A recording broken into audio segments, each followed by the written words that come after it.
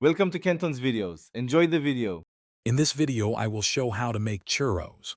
First, combine 1 cup of water, 1/4 cup of butter, 2 tablespoons of sugar, and a pinch of salt in a saucepan. Bring this mixture to a boil, then remove it from the heat. Quickly stir in 1 cup of all-purpose flour until a smooth dough forms. Finally, beat in 2 large eggs, one at a time, ensuring each is fully incorporated before adding the next. Now let's get to shaping. Transfer your warm churro dough into a piping bag fitted with a large star-tipped nozzle. This tip creates those iconic ridges. You can pipe the churros directly into the hot oil or onto parchment paper first. Aim for lengths of about 4 to 6 inches for easy handling and even cooking. Consistency is key for beautiful results. Frying is where the magic happens.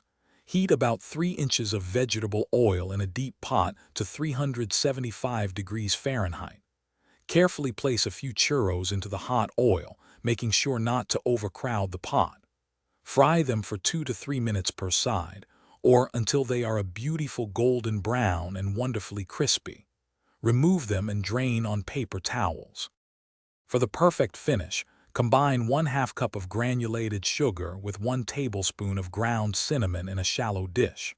While your churros are still warm, toss them gently in this sweet mixture until they are fully coated. Serve these delightful treats immediately with your favorite chocolate dipping sauce. Enjoy your homemade, crispy, and delicious churros.